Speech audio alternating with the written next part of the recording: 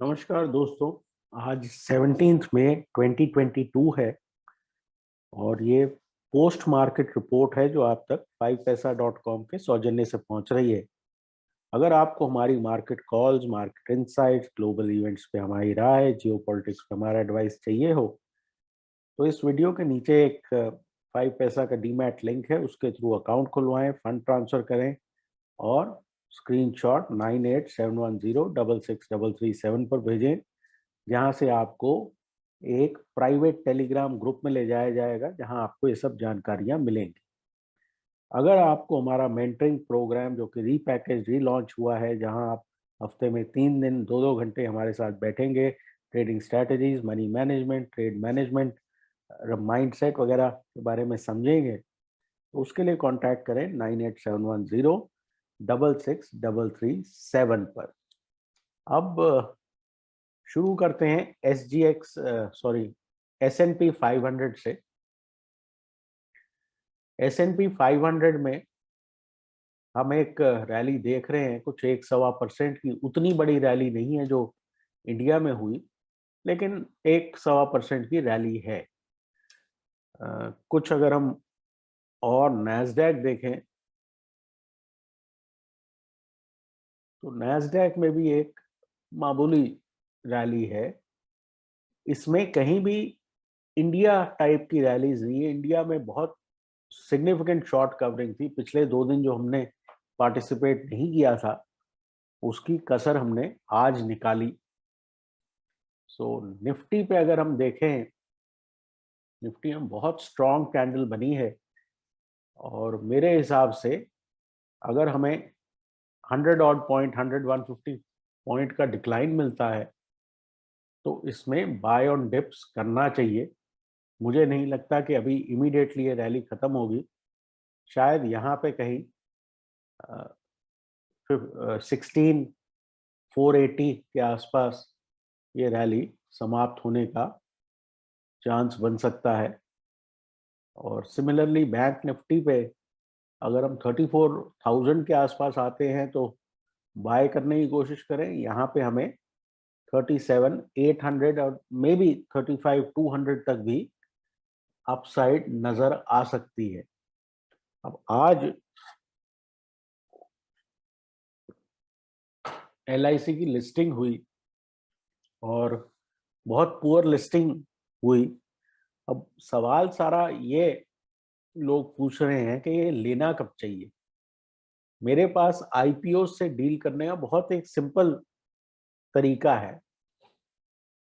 IPO में होता क्या है, जिन जिन को अलॉटमेंट होती है वो सब बेचने आ जाते हैं और वो सेलिंग चलती रहती है जब तक जो सेलर्स हैं वो खत्म नहीं हो जाते। अब इस चीज का अंदेशा आपको कैसे मिले कि सेलर्स खत्म हो गए?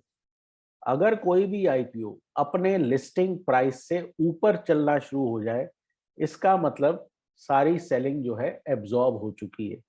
इसके मैं आपको एग्जांपल देता हूँ। भारती एयरटेल 22 रुपए के आसपास जो है उसका लिस्टिंग प्राइस था और जिस दिन उसने 22 रुपए क्रॉस किया वो वापस नहीं आया।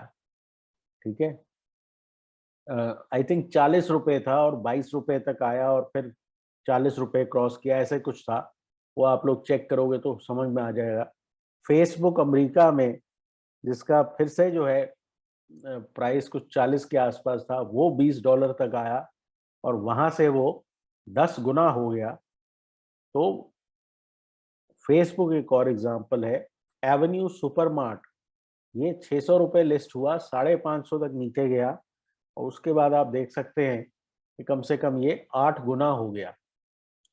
तो जरूरी बात ये है कि किसी भी IPO में अगर उसका लिस्टिंग प्राइस क्रॉस हो रहा है तो वो कम से कम डबल तो वहां से होगा। ठीक है, तो ये समझने की बात है आज के लिए कि LIC इसलिए ना लें कि वो नीचे आ रहा है और कल 850 आ गया और फिर 800 आ गया। जब तक लिस्टिंग प्राइस क्रॉस नहीं होगा तब तक LIC नहीं लेना चाहिए, क्योंकि आपके लेने के बाद वो ऊपर जाना चाहिए, नीचे नहीं।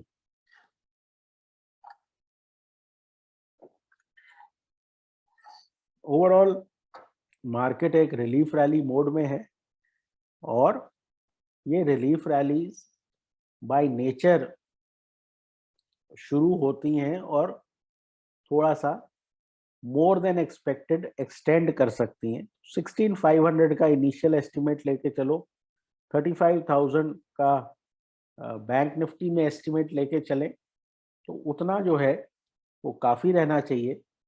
प्री मैच्योर शॉर्ट ना करें क्योंकि उसमें आपको दिक्कत ही आएंगी, क्योंकि शॉर्ट कवरिंग में क्या होता है कि इनिशियली लोग शॉर्ट करने की कोशिश करते हैं और जब वो लोग कवर करते हैं जो पहले से पोजिशनल शॉर्ट थे वो कवर करते हैं, ये करते करते मार्केट की जितनी बड़ी फॉल होती है उसमें ऑलमोस्ट 40 to 50% तक कवर हो जाती है।